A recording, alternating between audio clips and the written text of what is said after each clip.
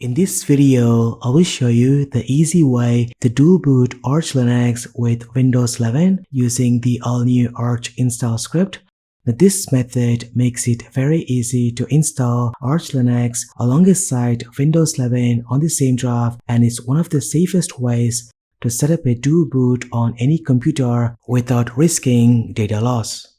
However, I recommend to back up your files to the cloud or external media.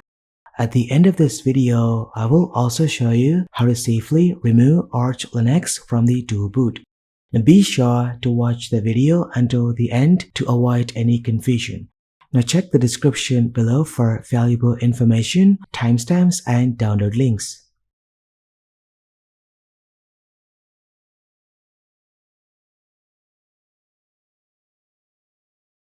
The only requirement of this video, you need Windows 11 or Windows 10 installed on your PC or laptop, and 8 gigs or higher USB drive to create a bootable disk with Arch Linux, at least 50 GB of free space reserved on your existing drive. Before installing Arch Linux, it's recommended to create a system restore point on your Windows computer. Now go ahead and search for Restore Point in the Start menu and open it. Now, this tool allows to take a snapshot of the current system state. If something goes wrong with the Arch installation, you can use this backup to restore your system back to the normal state.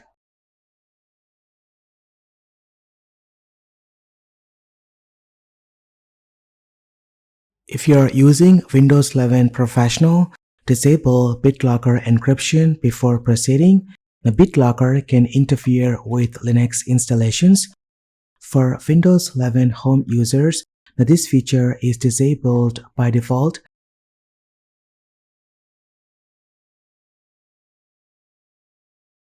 Now let's proceed with creating a free space for Arch Linux.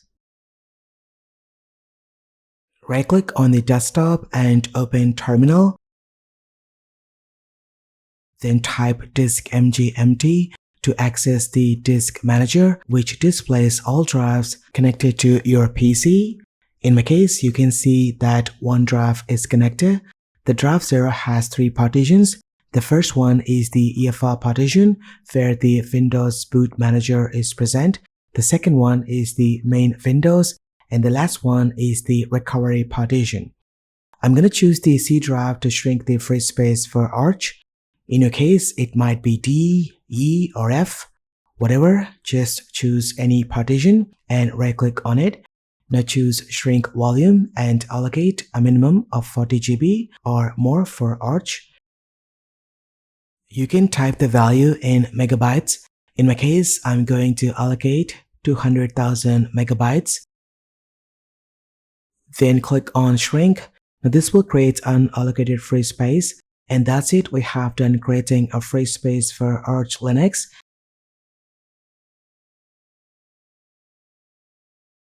Now open your web browser and visit the official website of Arch Linux. Click on the download button from the top right. Scroll down and choose the closest mirror to your location and download the Arch ISO file.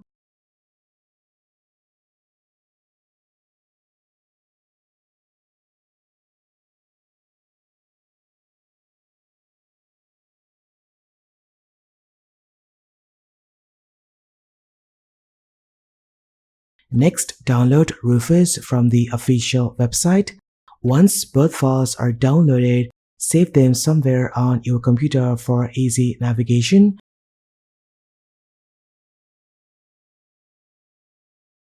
Then connect your USB stick to your computer. Now go ahead and open Rufus. Select the USB device and import the Arch Linux ISO file. I'm going to choose the partition scheme as GPT, as this laptop uses UEFI BIOS mode with the GPT partition scheme. Now follow the prompts and accept to start creating a bootable USB with Arch. Now this will take some time depending on the writing speed of your USB device.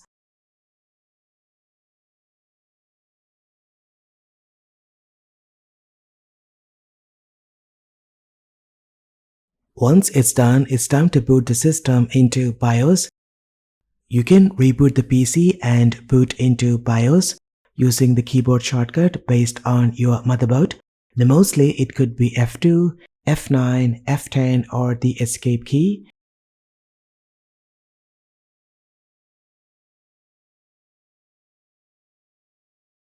In the UEFI BIOS, enable USB boot and change the boot order by setting the USB drive as primary boot device.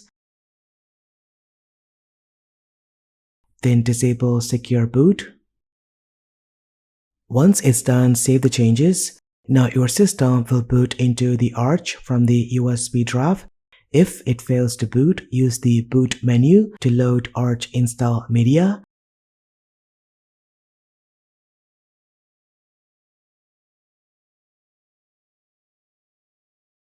Now on your monitor, you will see a terminal expecting for input. Now keep in mind that the mouse functionality is disabled and you have to rely on the keyboard for commands. Now type this command to increase the size of the console, then press Enter key to execute the command. Before installing Arch Linux, if your computer is connected to the internet via Ethernet, use the ping command to check the connection. If you are using the built-in Wi-Fi support, use the iWCTL to connect to the internet. Now simply type iWCTL in the terminal to enter shell mode. Then type device list to view a list of available network interfaces. Now look for WLAN 0 and ensure it's turned on. If it's off, enable it by typing this command. Then type station space WLAN 0 space get networks to see the list of Wi-Fi networks. Next, run this command station WLAN 0 connect and enter the name of your Wi-Fi network. Then press the Enter key and input the Wi-Fi password. After entering the password, wait for 5 seconds and press the Enter key to connect to the internet.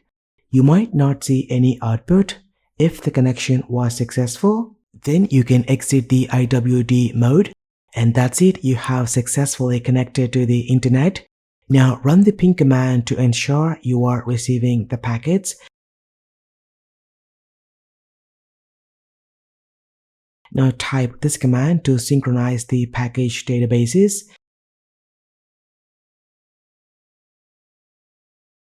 Then install the Arch keyring and Arch install packages by executing these commands one after the other.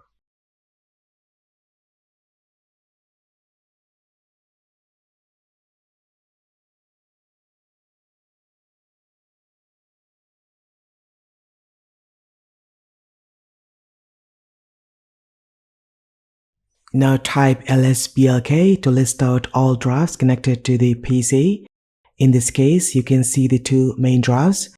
Now forget about the loops, just concentrate on the SDA or NVMe. The NVMe 0 and 1 is the main drive where Windows 11 has been installed, and the SDA is the bootable USB. It's time to create a partitions for Arch Linux using the free space we created earlier. Now type cfdisk/dev/NVMe 0 and 1 and press Enter. Here you can see the UEFI and Windows partitions. Keep in mind you need to use the arrow keys for selection and the Enter key for confirmation.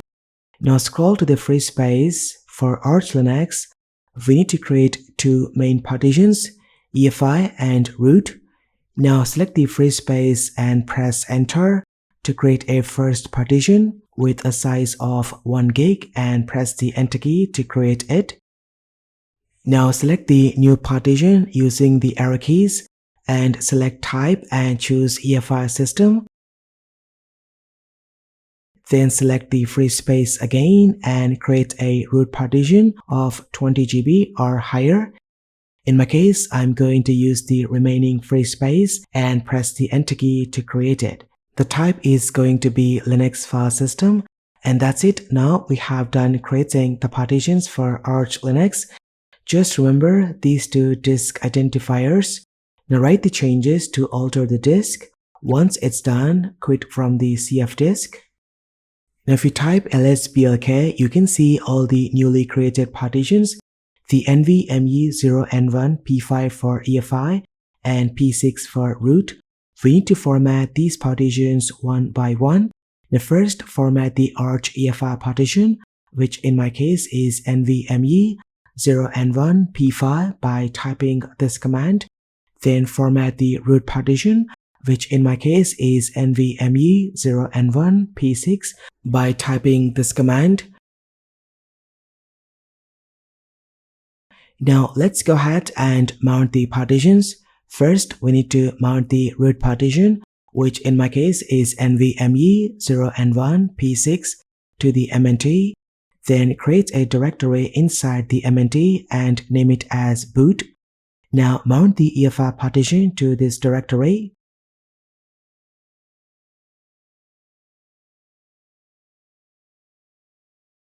Now make sure all the partitions are mounted properly.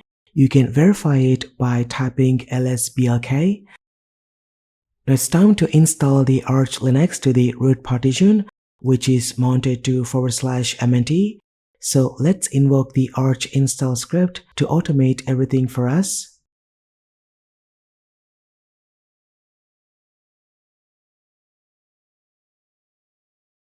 Now use the arrow keys to navigate through the options and enter key for selection. Then set the system language by selecting your option. Then choose your locale. In my case, I'm going to leave the first three options at their default values. Then choose disk configuration. Since we have mounted the EFI and root partitions for Arch Linux, let's select the pre-mounted configuration and type the root directory as /MNT. Now this is where we have mounted the root partition for Arch. Then press enter to confirm and go back to the main user interface. Now if you highlight the disk configuration, you will notice the script recognizes the root partition. Then make sure swap is enabled. Next, select the bootloader. You have four options to choose from. Use either systemd or the Grub bootloader. I'm going to choose Grub, which works better. Then set the hostname as Arch Linux. Then set the password for the root user.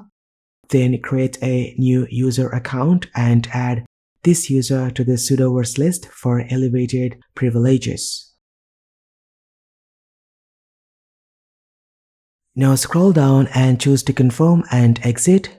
It's time to install the desktop environment. Select Profile, Type and choose Desktop. The ArchInstall offers many options to choose from, but for this demonstration, I will choose the KDE Plasma Desktop.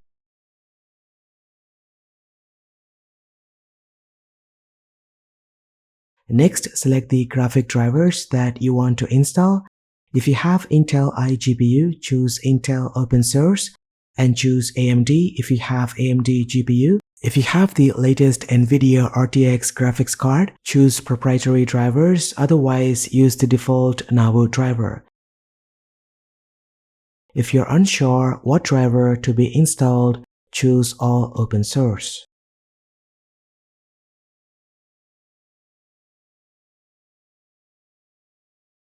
Then select the audio option and choose the audio server. For best results on most computers, it's recommended to use Pipewire. If you wish, you can also install additional kernels, but for now, I will stick with the latest kernel. After that, select the network configuration and choose to use the network manager. Under the additional packages option, simply press / followed by the package name and press the tab key to select it. You can search for any package with / and install it.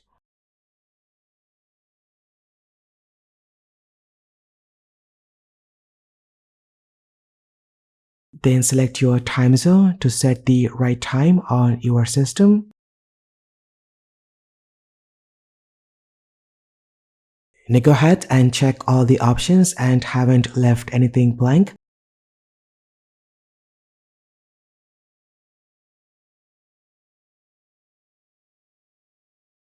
Now once you have confirmed all the options, select the install and wait for a few minutes for Arch script to perform its magic.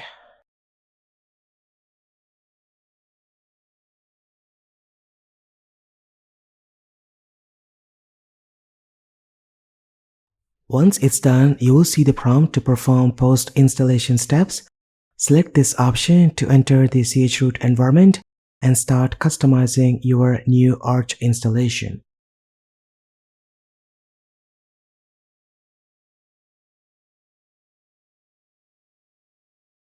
If I type this command, you can see the boot and root partitions. It's time to install the Grub bootloader, which is going to help booting Arch Linux. For some reason, the script may not install Grub properly and we need to manually install the Grub boot manager. Now type this command to install Grub, UEFI boot manager and other packages.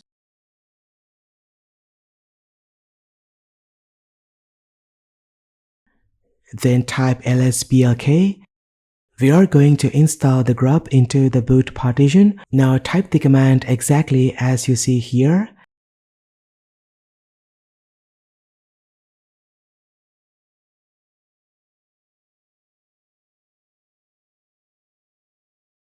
Then generate a Grub configuration file by typing this command.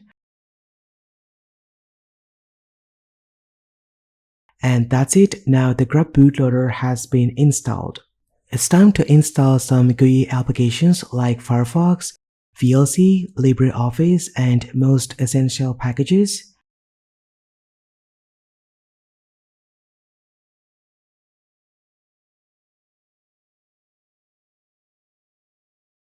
Now exit from the chroot environment and type this command to unmount the partitions.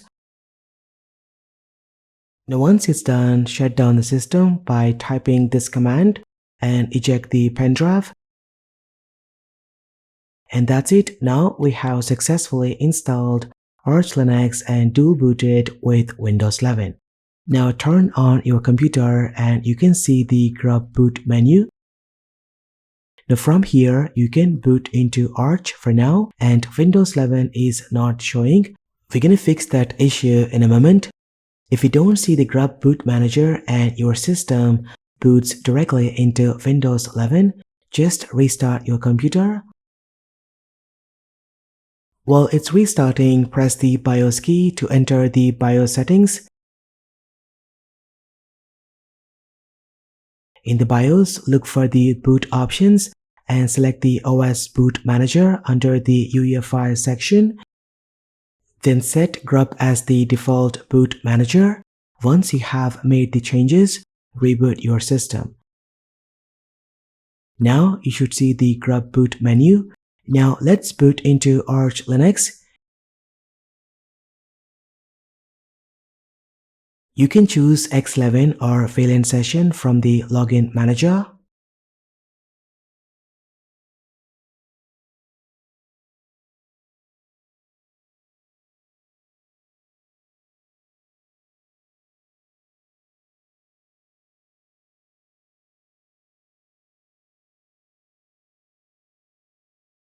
It's time to add the Windows boot entry to the Grub menu.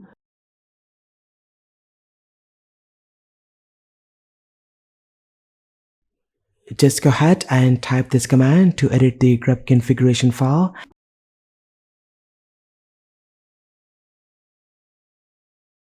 And change the default Grub timeout limit to 30 seconds. Then scroll to the bottom and uncomment this line.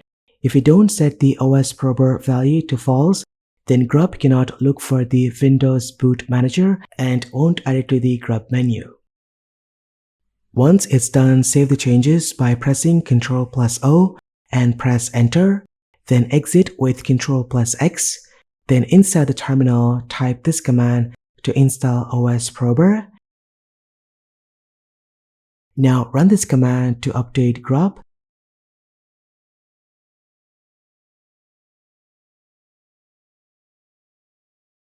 and you can see it found the Windows Boot Manager. Then reboot your system.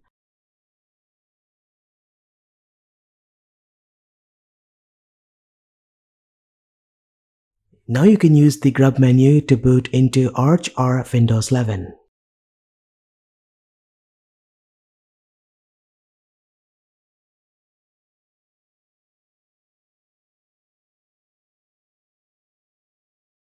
If in case you don't like Arch Linux and decided to uninstall, then reboot your computer into Windows 11.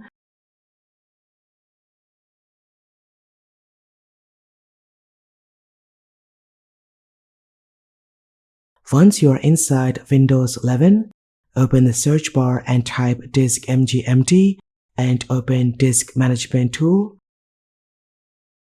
Now in my case, next to the C drive, 2 new partitions are showing. We need to delete each partition one after the other. Just go ahead and right-click on the partition and choose Delete Volume. Now as you can see, I have removed the root partition and there is no option to delete the boot UEFI partition. We're gonna use command prompt to remove this partition. Now go ahead and open command prompt and run as administrator. Then type diskpart and type list disk. Now this will show all drives connected to my PC. Now as you can see, drive 0 is the only drive connected to my computer where Windows are present. I'm going to go ahead and select this drive by typing this command. Now I'm going to type list partition to view all partitions of this drive. If you notice carefully, partition 5 is the Arch UEFI partition, which we failed to delete from the disk manager, which is this one. Now as you can see, it's around 1000 megabytes. We're going to go ahead and delete this partition. Go ahead and type this command to select this partition. Now make sure you have selected the proper partition. Then type this command to delete the partition. Now as you can see, under the disk manager, it's now deleted and we gained back the free space. You can use this free space and merge it back to Windows 11. And that's it. We have successfully removed Arch Linux. Now restart your computer.